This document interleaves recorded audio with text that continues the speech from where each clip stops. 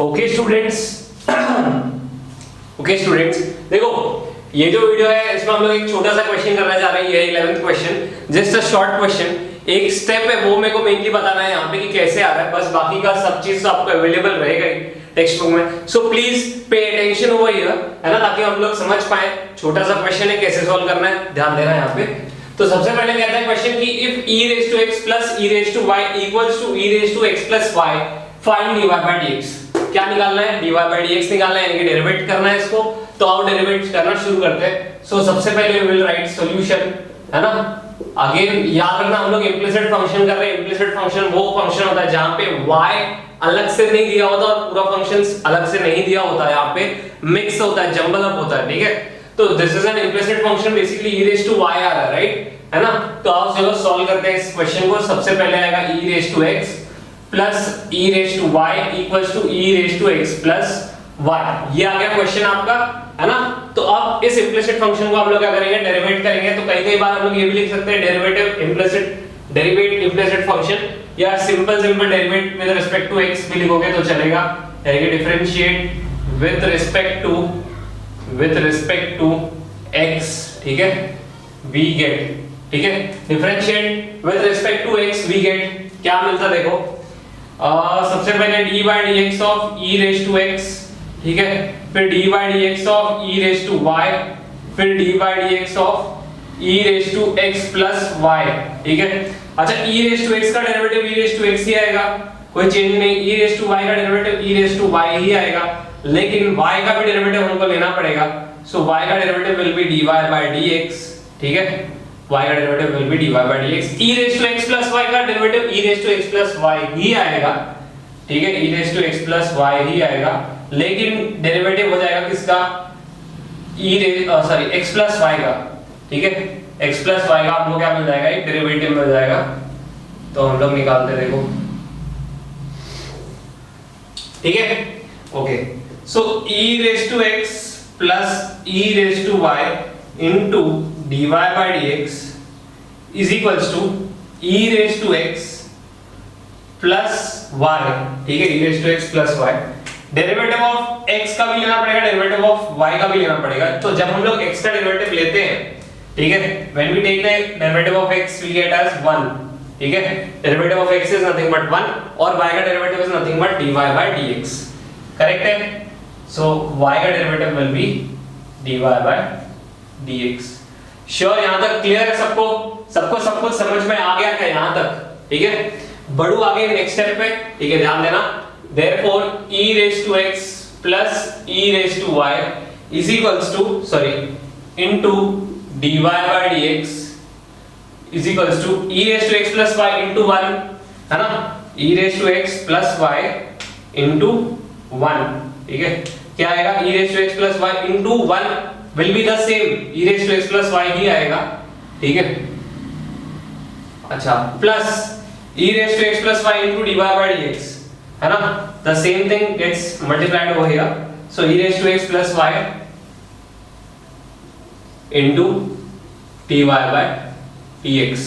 Clear है? Is it very clear? अच्छा, अब जो dy by dx वाले टर्म्स है उसको एक तरफ करना पड़ेगा, यानी कि इसको हम लोग लेके चलते हैं, छोटा टर्म है, इसको उस तरफ लेके चलते हैं और ये वाले टर्म को हम लोग इस तरफ लेकर आते हैं, ठीक है। क्लियर है? According as per the arrows, जैसे मैंने एरो बनाया उसके हिसाब से हम लोग सम करेंगे यहाँ पे।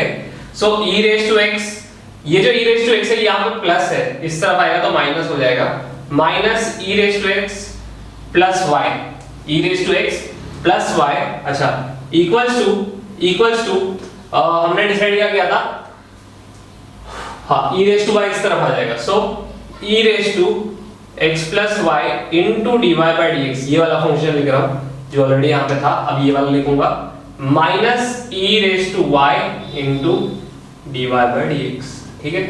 अच्छा, अब मेरा जो स्टेप होगा यहाँ पे वो ये होगा कि I have dy by dx as common, so इसी dy by dx को I will take out, ठीक है। so इसी dy by dx को I will take out, so e raised to x minus e raised to x plus y is equals to dy by dx जो है हमारा constant, जो dy by dx हमारा बाहर आ गया, ठीक है। तो अंदर क्या बचेगा? E raise to x plus y minus e raise to y, ठीक है, e raise to x plus y minus e raise to y. Clear है, समझ में आ गया? होपफुली यहां तक तो कुछ डाउट नहीं है, ठीक है। अच्छा, अब e raise to x minus e raise to x plus y, ठीक है, यहां तक तो क्लियर है। अच्छा, ये मैं मेनली यही पे चाहता था आपको बताऊं कुछ चीजें, ठीक है। यहां पे क्या होता है ना, यहां पे ऊपर जो है इंडाइसेस में वो है प्लस, ठीक है, क्या है ऊपर प्लस है, ठीक है। एक second, so dy by dx मैं लिख लेता हूं, ठीक है। हाँ, अब जो लॉ ऑफ इंडाइसेस है वो कुछ ऐसा है कि a रेस टू m, ठीक है, पता नहीं लिख भी रहा है कि नहीं, okay, a raise to m, ठीक है, plus n is equals to a raise to m into a raise to n, ठीक है। तो ये मेरा फॉर्मूला था लॉ ऑफ इंडाइसेस का, a raise to m plus n is equals to a raise to m into a raise to n, मतलब अलग अलग हो जाएंगे, बीच में मल्टीप्लाई हो जाएगा। So e raise to x into e raise to y minus e raise to y, ठीक है। Is it clear? Is it clear everyone? है ना, सबको ये चीज क्लियर हो गई? अच्छा, मैं यही एक्चुअली बताना चाह रहा था इस सम में, ठीक है। यहाँ पे लोग रुक जाते हैं, फंसते हैं इसी स्टेप पे, ठीक है। तो आप लोग ताकि ना फंसो इसलिए मैं बता दे रहा हूँ, देखो, ओके। चलो स्टेप बाय स्टेप आगे बढ़ते हैं, है ना। सेम चीज यहाँ पे भी अप्लाई हो जाएगी, यही फॉर्मूला यहाँ पे भी और यही फॉर्मूला यहाँ तो ऑलरेडी मैंने अप्लाई कर ही दिया है। So therefore e raise to x minus e raise to x into e raise to y is equal to, दोनों में e रेस टू y क्या है, कॉमन है। इफ यू कैन सी यहाँ पे e रेस टू y है, यहाँ पे भी e रेस टू y, दोनों के पास कॉमन है तो उसको बाहर निकाल लो, है ना, लेके चलते हैं उसको घूमने के लिए। So e raise to y will come outside into dy by dx, ए अंदर क्या बच गया, e raise to x minus 1, ठीक है, e raise to x minus 1, ठीक है, अंदर क्या बच गया, e raise to x minus 1 बच गया, ठीक है। यहां पे भी देखो e raise to x common है, राइट। सो यहां पे भी क्या बाहर निकल आया, e रेस टू x बाहर आ गया, इधर क्या बच गया, कुछ नहीं बचा, तो 1 minus e raise to y, ठीक है, is equals to e raise to y into dy by dx, bracket में आएगा e raise to x minus 1, ठीक है। Is it very clear to everyone? क्या ये चीज सबको समझ में आ गई है? ठीक है। अब मैं क्या करने जा रहा हूं, देखो, अब मैं ये सारा चीजें ना जो है dy बाय dx के साथ कौन कौन सी चीजें, ये देखो e रेस टू y है मल्टीप्लाई में और e raise to x minus 1 है, ठीक है। ये सबको यहाँ बुला लेता हूँ नीचे डिनोमिनेटर में, ठीक है। सबको कहाँ भेज देता हूँ, डिनोमिनेटर में भेज देता हूँ, ठीक है। So what I will get as is equals to dy by dx, जो मेरे को मिलने वाला है वो देखो क्या मिलेगा, मेरे को मिलेगा e raise to x bracket में 1 minus e raise to y, ठीक है, upon e raise to y bracket में e raise to x minus 1। So this is the final value what I am getting for dy by dx, यही है मेरा। Okay students, तो आप चाहोगे तो यहाँ पे स्टॉप कर सकते हो इस सम को, ठीक है। If you want you can stop over here, ठीक है। ये हमारा dy बाय dx आ चुका है, e raise to x bracket में 1 minus e raise to y upon e raise to y bracket में e raise to x minus 1। यहाँ पे एक चीज कॉमन है, दोनों के पास e है न्यूमरेटर डिनोमिनेटर में, ठीक है, e है यहाँ पे भी और e है यहाँ पे भी। तो अगेन एक फॉर्मूला है जैसे वहां पे हमने यूज किया, तो फॉर्मूला कहता है a raise to m upon a raise to n is equals to a raise to m minus n। अगर a यानी कि उनका बेसिस अगर सेम है तो आप उसको a raise to m minus n के फॉर्म में भी लिख सकते हो। तो यहाँ पे भी हम लोग उसको लिख देते हैं ऐसे, जैसे dy बाय dx, है ना, फ्लिप किया गया है आंसर को थोड़ा ऐसे उल्टा करके।